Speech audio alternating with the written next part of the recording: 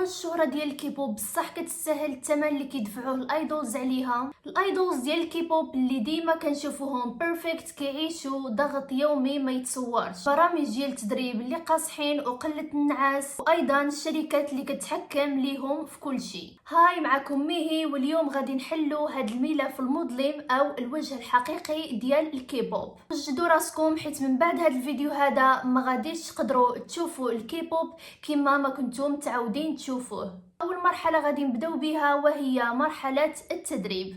هاد المرحله هادي جميع الايدولز كيدوزوا منها، وهي بعض المرات كتكون من شهور حتى لسنين، حيت ان هاد المرحله هادي كتكون هي الاصعب والاكثر قساوه على الايدولز، بحيث انهم ما كيقضيوش فقط 3 ولا 4 ديال الساعات في التدريب بحال اي هوايه اخرى، لا، ساعات تدريب كتوصل 12 و 16 ساعه في النهار. والايدولز ملي كيكونوا في هاد المرحله ديال التدريب كيكونوا بطبيعه الحال باقي صغار، يعني نقدروا نقولوا من 10 سنين ل 18 سنه، يعني نهار كامل كيضيع في التعلم ديال الغناء ديال الرقص. وايضا بعض المرات كيطلبوا منهم انهم يتعلموا اللغه اليابانيه والصينيه. بزاف ديال الايدولز المعروفين اللي هضروا على هذا الموضوع هذا منهم جي هوب من بي تي اس، وايضا بيك هيون من اكسو، وقال بانه كان كينعس ساعات قليله وكان دائما كيحس بالتعب. النقطه الثانيه هي المعايير ديال الجمال. نكونوا واضحين، الكيبوب مبني بزاف على المظهر، عليها الشركات ديال الكيبوب كيحطوا قوانين صارمه بخصوص الوزن والطول. بزاف ديال المتدربين كتجبرهم الشركات ديالهم على انهم يطيحوا الوزن بواحد الطريقه قياسيه، عليها كيكونوا كياكلوا وجبه واحده في النهار ولا غير تفاحه. المهم توايس جبرات الشركه ديالها انها تعمل ريجيم لمده اسبوع، وهذا الريجيم عباره عن انك ما تاكل حتى حاجه في النهار، كانت كتاكل فقط قطع ديال الثلج. الشركه قالت ليها اذا ما طيحتيش واحد الوزن معين فهي ما غاديش تترسم. زيد عليها بعض الشركات كيجبروا المتدربين ديالهم باش يخضعوا لعمليه التجميل وباش يكونوا واحد النسخه المثاليه. الخوف من الاستبعاد في اي لحظه، هاد النقطه يمكن تكون هي الاصعب نفسيا، حيت تخيل معايا انتينا كتكون كتدرب لمده طويله مثلا 5 ل 7 سنوات وفي النهايه كاع ما ترسم. وفعلا هاد الشيء وقع بزاف ديال الناس، بحال الشركات الكبيره بحال جي واي بي، اس ام، واي جي. بزاف ديال المتدربين كيكون عندهم اي الالاف، ولكن في النهايه نسبه قليله منهم كترسم. العقود طويله بزاف، اغلب الشركات كيعطيو الايدولز باش يسيني واحد الكونطرا لمده 7 حتى ل 12 سنه. تخيل معايا حياتك كلها مربوطه باوراق وقوانين اللي كتحكم في ادق التفاصيل في حياتك. بزاف ديال الايدولز تشكاو من هاد العقود هذه ووصلت القضايا للمحاكم. واحد من اشهر القضايا اللي دازت في تاريخ الكيبوب وهي كانت واحد الفرقه من شركه ديال الاس ام اللي رفعت عليهم قضيه حيت انه العقد اللي سانوا عليه كان لمده 13 سنه، والشركه كانت كتاخذ معظم ديال الارباح ديالهم وما كانش كيبقى لهم حتى حاجه. الاخطر من هذا الشيء كامل بانه اذا قررتي انك تفسخ العقد خاصك تخلص واحد الغرامه الماليه اللي كتوصل للملايين. عليها الايدولز كيبقاو مربوطين وما كيقدروا يدافعوا على راسهم ولا يعملوا حتى حاجه. بعض من الشروط اللي كتكون في هذه العقود انه ممنوع تواعد اي ايدول ولا اي شخصيه عامه،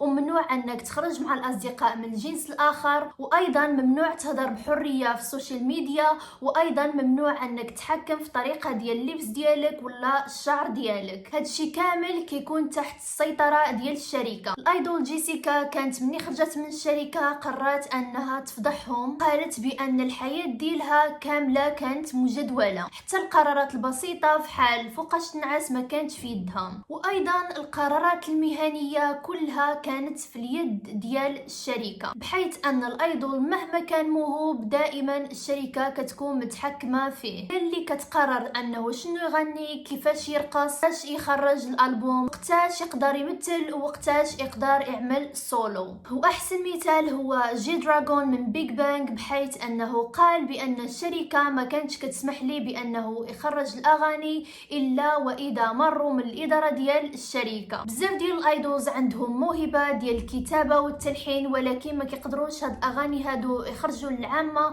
بحيث ان الشركات ما كتسمحش ليهم. الجانب المالي، وهذه هي النقطه اللي خطيره بزاف. الناس ديما كيشوفوا الايدولز راكبين سيارات فخمه وساكنين في الديور اللي مزيانين وكيسحب ليهم باللي الايدولز كلهم هكا، ولكن هذا هذا الشيء هذا هو العكس تماما، بحيث ان القله القليله من الايدولز اللي قدروا يوصلوا للثراء. اغلب العقود كتنص بانه جميع المصاريف اللي كتخلصهم الشركه على الايدول من كيكون متدرب ومن الانتاج ومن الحفلات اللي كيقوموا بها الايدولز، اي حاجه كتخسر عليك الشركه فهي كتقيدها عليه. يعني الايدول من كيترسم وكيبدا يربح الفلوس خاصو يخلص ديكشي كامل اللي خسراتو عليه الشركه. في معظم الحالات الايدولز كيقضيو سنين طويله، خصوصا الا ما كانوش مشهورين، فقط باش يدفعوا للشركه الكريدي ديالها، وهذا الشيء كيعني بانهم ما كيربحوا حتى ريال. الطريقه ديال تقسيم الارباح ايضا كتكون صادمه شويه. نفرضوا مثلا الشركه دخلات $1,000,000 في واحد الكومباك،